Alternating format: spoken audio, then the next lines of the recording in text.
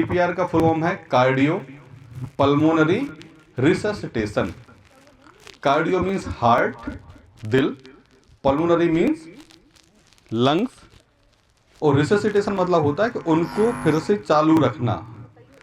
ये कब करना है हमें? जब कोई व्यक्ति अनकॉन्शियस हो जाए, मतलब बेहोश हो जाए, उसकी पल्स या तो हमको मिले ही नहीं। पल्स मतलब होती है नाड़ी, जानते हैं हम लोग, अभी मैं आपको डेमोन्स्ट्रेट भी करूंगा उस चीज का।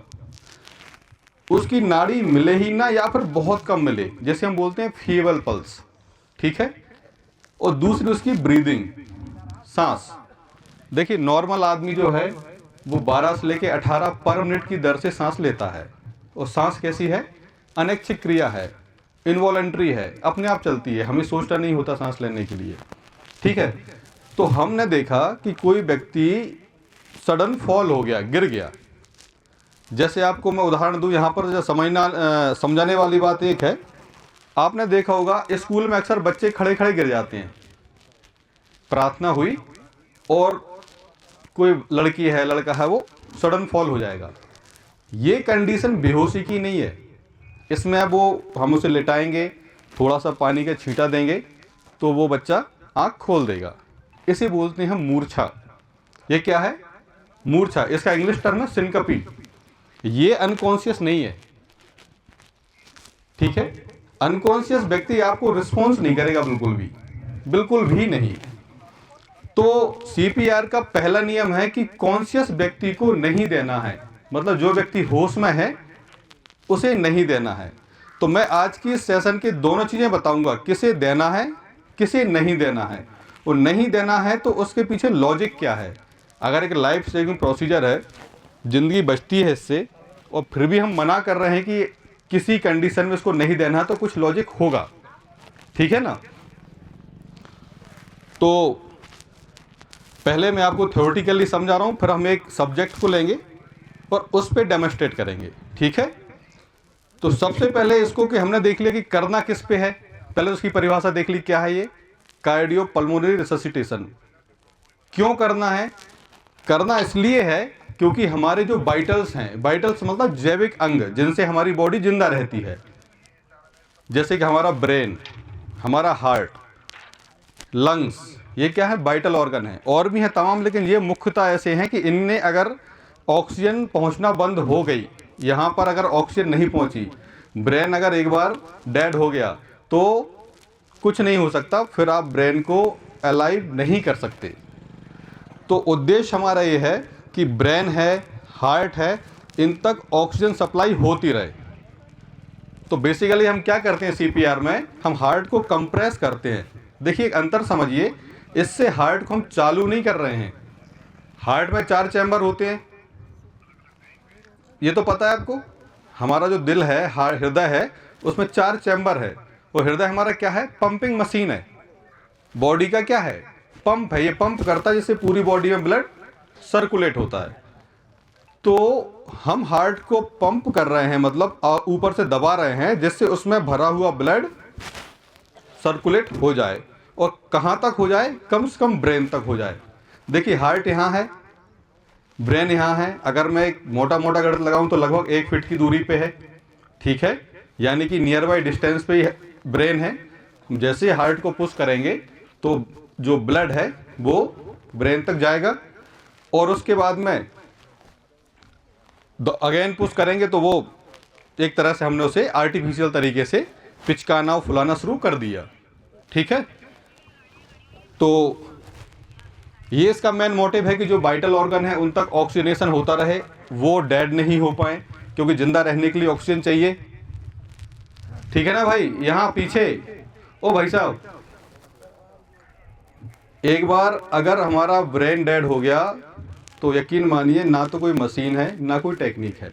और सीपीआर से भी हमारा जो चांस है व्यक्ति के बचने के, कम से कम 2 गुने बढ़ जाते हैं। तो सबसे पहले हम शुरू करते हैं, चलो एक सब्जेक्ट ही ले लेते हैं, ठीक है। थोड़ा सा ये कोई व्यक्ति आ जाओ मेरे पास, हाँ एक कोई लोग आ जाओ, 2 आ जाओ। इसको हम कब कहाँ कर सकते हैं, जैसे कोई सडन फॉल हो जाए, सडन किसी का बीपी डाउन हो गया या गिर गया। इसके बाद कहीं मान लो आग लगी है, ठीक है ना, आग लगी है और अंदर जो ट्रैप हो जाते हैं उसमें धुआं लंग्स में चला जाता है, जैसे ये हैं, क्या नाम है, लखन प्रजापति। तो लखन जी हैं। अभी देखिए ये व्यक्ति होश में है तो पूरा, या मैं होश में हूँ तो पूरी तरह हम लोग स्ट्रेट खड़े हैं, क्योंकि हमारा बॉडी माइंड जो कोऑर्डिनेशन है वो मेंटेन है। अगर मान लो उन्हें भगवान नहीं करे कुछ भी उल्टा सीधा होता है तो इनका ये नहीं हो पाएगा और ये गिर जाएंगे, ये स्ट्रेट खड़े नहीं हो पाएंगे। अब हमको सबसे पहले देखना है इनका कि ये अनकॉन्शियस है कि नहीं है। तो लखन जी लेट जाओ यहाँ पे। तो पहले हमने क्या किया, मैं आपको एक कंडीशन जूम करता हूँ। मान लीजिए ये रोड पे थे, कुछ एक कंडीशन देता हूँ, बाइक से टक्कर लगी एक व्यक्ति को, रोड पे एक्सीडेंट हो गया, तो हमको सबसे पहले चीज़ होती है कि उसकी जो साइट है वो सेफ रखना है। हम रोड पे ही सब कुछ चीज़ नहीं करेंगे, हमें उसे उठा के किनारे लेके जाना है पहले, ठीक है, ये अंडरस्टूड है। अगर कोई व्यक्ति डूब गया मान लो, तो तालाब के किनारे जो मड है, कीचड़ है, हमें वहां पे सीपीआर नहीं देना है। रीजन भी धीरे धीरे जैसे मैं आगे आता जाऊंगा वैसे आपको बताता जाऊंगा। तो जैसे एक्सीडेंट हुआ हमने इनको सेफ साइड पे ले गए, किनारे पे ले गए। अब ये जो ड्यूरेशन है इसमें हम हेल्प चिल्लाएंगे, क्योंकि मेडिकल का नियम है कि आप कितना अपनी बॉडी का यूज कर सकते हो। देखिए मैं इसको सीपीआर दूंगा, लखन को सीपीआर देंगे हम हाथ से और मुंह से, लेकिन हमारे मुंह इस बीच में क्यों खाली रहे, तो मैं हेल्प चिल्लाते रहूँगा, मदद करो, कोई मदद करो। जिससे क्या होगा कि आसपास कोई तो रिस्पॉन्स करेगा। तो मुझे क्या चाहिए, नंबर ऑफ हैंड्स चाहिए, जिससे और हेल्प हो सके, ठीक है। अब मैंने इनको देखा तो सबसे पहले मैं इनका रिस्पॉन्स देखूंगा कि ये होश में है कि नहीं। तो मान लो एक कंडीशन है, मैंने जानता हूँ तो मैं नाम से ही इनको बुलाऊंगा कि लखन मुझे सुन रहे हो।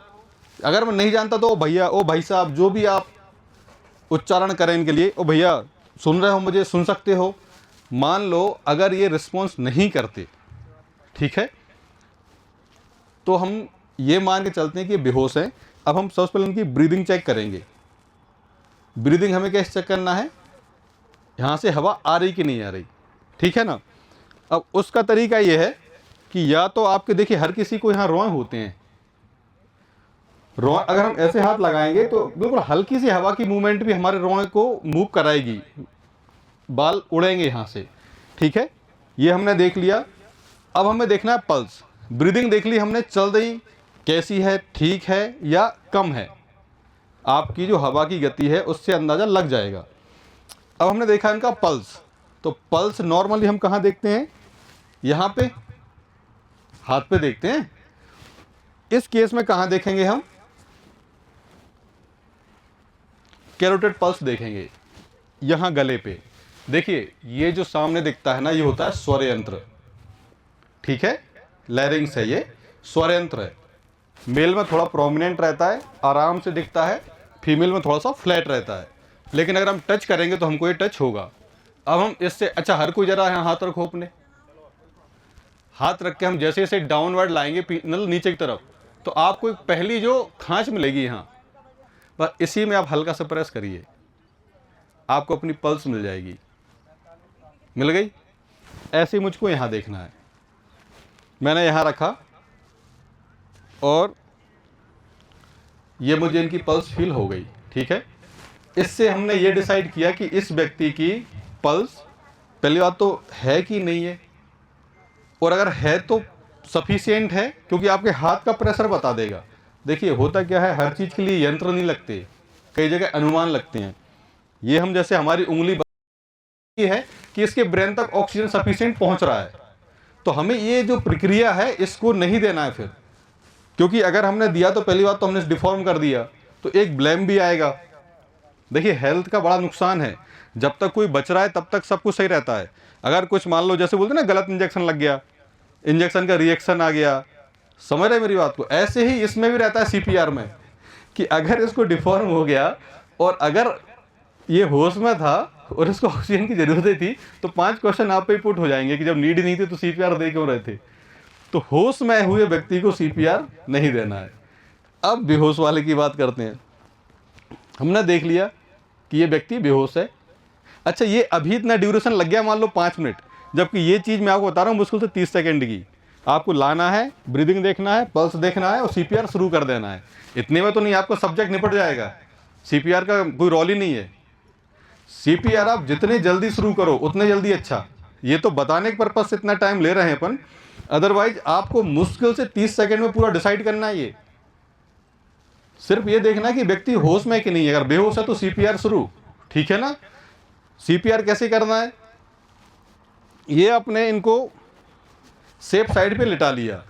अब देखो जैसे अभी जब मैं आया था तो यहाँ गद्दों की बात चल रही थी कि गद्दे लाना है क्या। सीपीआर का एक रूल है, थंब रूल, कि सरफेस आपकी हार्ड होना चाहिए नीचे। आपको सोफे पे नहीं, आपको गद्दे पे नहीं, किसी चीज़ पे नहीं। अगर गद्दा सोफा कुछ है ना तो उससे नीचे ले लो आप। आपके जो सब्जेक्ट है उसके नीचे, जो मरीज है उसके नीचे बिल्कुल हार्ड सरफेस होना चाहिए। रीजन क्या है कि यहाँ से आप प्रेशर दोगे और अगर ये गद्दा होगा नीचे तो आपका प्रेशर पूरा गद्दा एब्जॉर्ब करेगा। और मुझे क्या चाहिए, इस हार्ट को कंप्रेस करने के लिए नीचे से फोर्स चाहिए, जिसकी वजह से हार्ट को मैं दबा सकूं, ठीक है ना। तो इसलिए हमने इनको गद्दे का यूज नहीं किया, सिर्फ एक हार्ड सरफेस। अब आपको बताता हूं कि सीपीआर में करना कैसे है, कितने बार करना है और क्या इसका प्रॉपर तरीका है।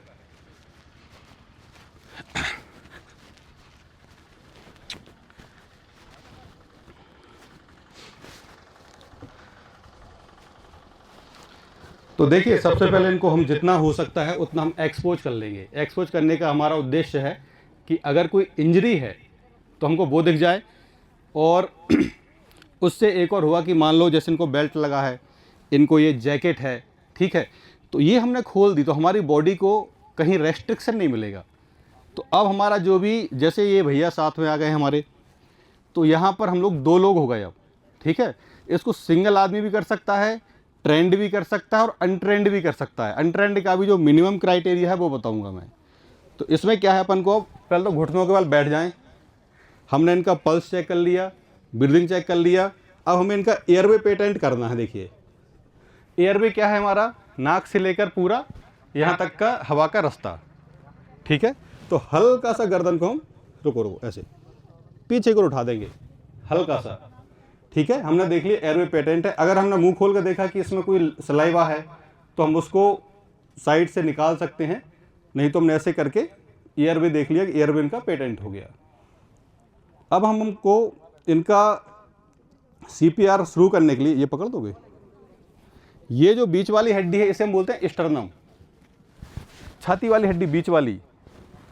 तो ये जो निप्पल के लेवल पे बिल्कुल बीचों बीच यहाँ पर हमारा पॉइंट होगा, ये है मिड ऑफ चेस्ट, उससे थोड़ा नीचे at the level of nipple. ये हमारा जो देखो 2 हाथ है हमारे, एक डोमिनेंट हैंड है जिसे हम बोलते हैं कि चालू हाथ, है ना। ज़्यादातर लोगों का कौन सा होता है, राइट। तो जो डोमिनेंट हैंड है उसको ऊपर, नॉन डोमिनेंट को नीचे, ऐसे किया हमने। ये देखो आपस में कराया, लॉक कर लिया। अब मेरा ये वाला हिस्सा कहाँ आएगा, इनके स्टर्नम के पार्ट पे, कहाँ पे, जहाँ पे हमने जो दोनों निप्पल के बीचों बीच ये किया। अब मैं इनको इतने प्रेशर से सीपीआर सिर्फ एज्यूम कर रहा हूँ, मतलब बता रहा हूँ आपको, इनको दूंगा नहीं, क्योंकि उससे बाकी इंजरी हो सकती है और होती है। तो हमको ये जब व्यक्ति बेहोश है तभी देना है। तो मैं जस्ट आपको पोजीशन बता देता हूँ। देखो मैं बिल्कुल अपने घुटनों पे हूँ, उंगलियां लॉक हैं, करिए, लॉक करिए। लेफ्ट हैंड नीचे, राइट ऊपर। आपकी जो एल्बो है स्ट्रेट रहेंगी, देखिए ये, ठीक है। अब आएगी मूवमेंट। अक्सर लोग क्या करते हैं, ऐसे ऐसे करने लगते हैं, ऐसे, ये नहीं करना है आपको, करना है देखिए ऐसे करके, ये पूरा स्ट्रेट रहेगा, कमर से आपका मूवमेंट आएगा, ठीक है ना। ये पूरा एक लाइन में, आपको ऐसे नहीं करना। रीजन क्या है उसके पीछे, ऐसे आपका फोर्स जनरेट होगा ही नहीं। आपका उद्देश्य है इस हार्ट को कंप्रेस करना, दबाना, और जब आप इसे दबाओगे तब यहाँ से ब्लड यहाँ तक पहुँचेगा, कहाँ, ब्रेन तक। और वो पहुँचाने के लिए हमें कम से कम 2 इंच छाती को दबाना होगा। जब हम 2 इंच दबाएंगे तब जाके हार्ट पिचकेगा, और जब पिचकेगा तो ब्लड ऊपर चढ़ेगा, और जैसे हम ऊपर लेके आएंगे तो हार्ट फिर से ब्लड भर लेगा। अब ये दर कितनी होती है? ये नियम है पुश हार्ड एंड फास्ट।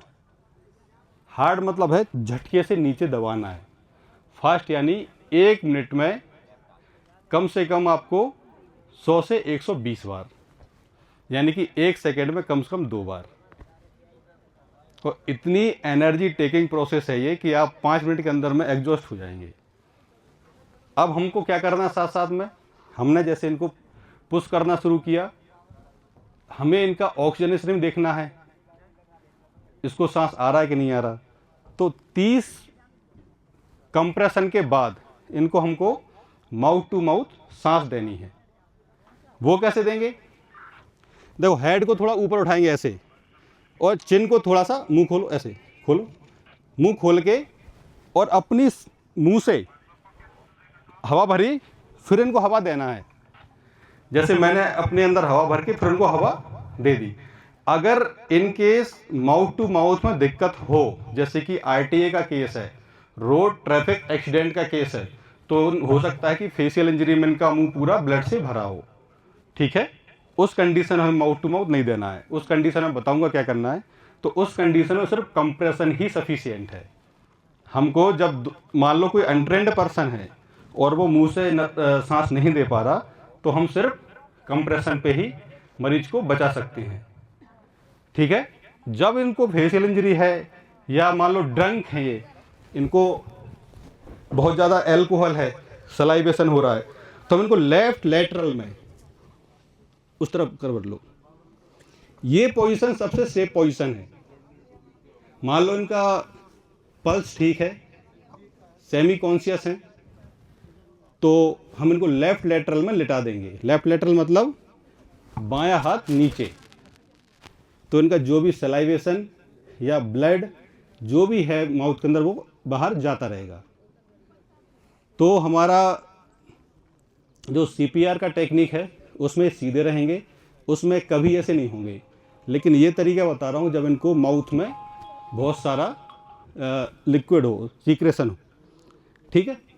तो अब हमने यहाँ देख लिया कि हमारा 30 बार कंप्रेशन हो गया, 2 बार हमारा माउथ टू माउथ हो गया। और अगर मान लो ये हमारा कंप्रेशन और माउथ टू माउथ में दिक्कत है, तो सिर्फ और सिर्फ कंप्रेशन कब तक देना है? हमें देना है या तो जब तक कोई हेल्प नहीं आ जाए, मान लो 108 आ गई, ठीक है, एम्बुलेंस आ गई, या फिर ये होश में आ गए। 2 ही कंडीशन है छोड़ने की, अदरवाइज हमको लगातार करते रहना है। अगर कोई दूसरा हमारा साथी और आ गया तो हम जैसे थक गए तो दूसरे को इसको इन्वॉल्व कर लिया, और ये लगातार कंप्रेशन हमारा जारी है। इसमें 2, 3, 5 का नियम नहीं है, सिर्फ 2 नियम हैं। या तो हमारे पास कोई मेडिकल हेल्प आ जाए एम्बुलेंस टाइप की, या फिर ये होश में आ जाए। अब हमारा जो एक मैंने वर्ड यूज किया था सिनकपी, मूर्छा, उसमें भी ऐसी कंडीशन आती है, तो वहाँ हम एक सीपीआर ना देके सिर्फ इनके पैर उठा लेना है। मान लो कोई बच्ची है स्कूल में गिर गई है, तो इनके पैर को लेके